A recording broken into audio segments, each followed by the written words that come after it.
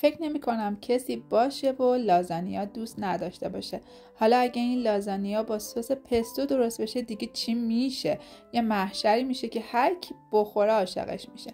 برای درست کردن این لازانیای خوشمزه اول ما نیاز داریم که یه پیاز و نگینی ریز خوردش کنیم.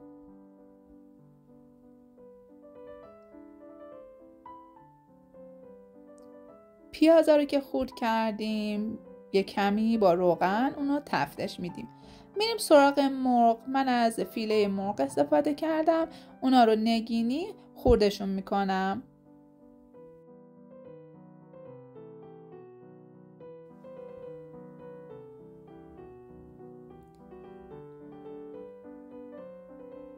بعد اینکه مرغ ها خورد شد میریم سراغ پیازمون. پیاز که کمی سبک شد مرغ رو اضافه میکنیم و به همراه پیاز اون رو تفتش میدیم.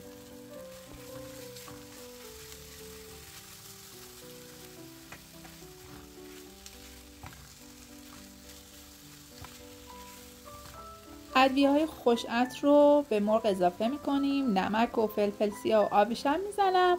به همراه مرغ تفت میدم تا حسابی طعم بگیره. تو این فاصله میرم سراغ سیر. 2 حبه سیر رو رنده ریز میکنم. به مرغم اضافه میکنم که طعم و عطر مرغم رو خوشمزه تر بکنم. سیرها رو اضافه میکنم و یک کمی بازم تفت میدم. برای این لازانیا هم احتیاج به قارچ داریم. قارچ ها رو خرد میکنم.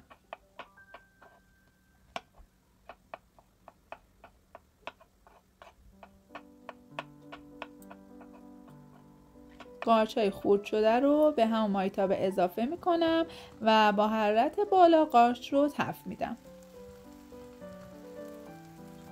خب اجازه میدم که مرغ و قارچ حسابی با هم تفت بخوره و پخته شه.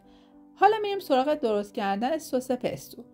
2 حبه سیر، ریحون، پنیر پارمزان و همینطور من از گردو استفاده کردم. روغن زیتون میریزم و حسابی اون رو میکسش میکنم. از هر دستگاهی که دارین استفاده کنین و سس پستوتون رو آماده کنین. حالا یک کمی نمک و فلفل سیاه هم میریزم. دیگه سسم تکمیل میشه. حسابی میکسش میکنم. عطر و طعمش که بی‌نظیره واقعا. و مخصوصا حالا این سس پستو با ورقه های لازانیا که ترکیب بشه یه لازانیای خاص و خوشمزه میشه. یه کمی کره میریزم و چند قاشق آرد اضافه میکنم. میخوام برای لازانیا سس بشامل درست کنم. یه کمی که آرد تفت خورد شیر رو اضافه میکنم و سریع هم میزنم تا گوله های آرد باز بشه. به هم زدنم هم ادامه میدم تا زمانی که سسم غلیظ بشه. خیلی هم نمیخوایم سس غلیظ بشه چون بعد از خاموش کردن سس کمی سفت هم میشه. به همین مرحله که رسید کافیه.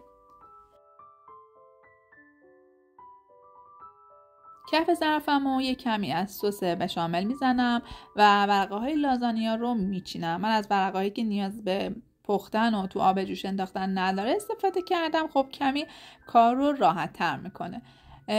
سس پستو رو روی ورقه های لازانیا میریزم. باید تمام سطح خمیر لازانیا با سس پستو پوشونده بشه.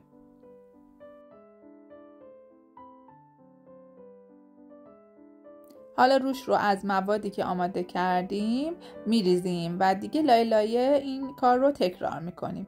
روش پنیر پیتزا میریزم و لایه بعدی هم دوباره ورقه های لازانیا رو میچینم و سس پستو میمالم.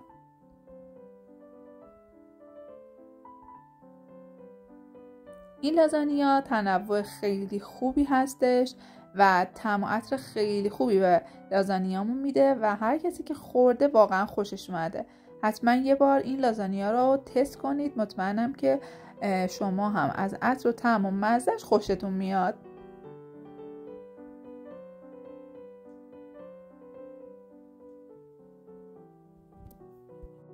برای لایه آخر سس پستو رو روی ورقه های لازانیا پخش میکنم. سس بشامل میریزم و در نهایت کلی پنیر پیتزا.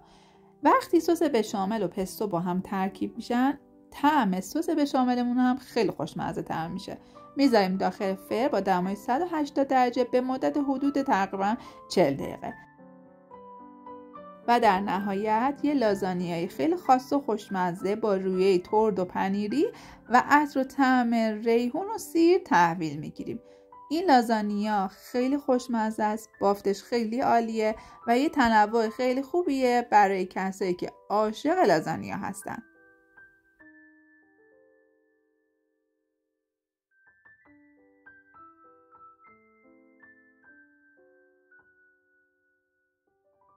بعد اینکه کمی لازانیامون سرد شد اون رو برش میزنیم و داخل ظرفی که تمایل داریم سروش میکنیم. امیدوارم که این لازانیای خوشمزه رو حتما امتحانش کنین، چون سس پستو که خودش به تنهایی و به همراه ساندویچ ها خیلی خوشمزه است، حالا دیگه با لازانیا که خودش یه غذای خوشمزه ترکیب بشه مطمئن باشین که یه غذای خیلی عالی میشه.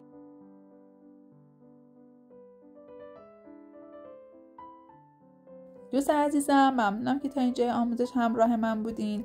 اگر این آموزش رو دیدین خوشتون اومد و هوس کردین که لازانیا رو با سس پستو تست کنین، حتما برام کامنت بذارین. منتظر کامنت ها و نظرات قشنگتون هستم.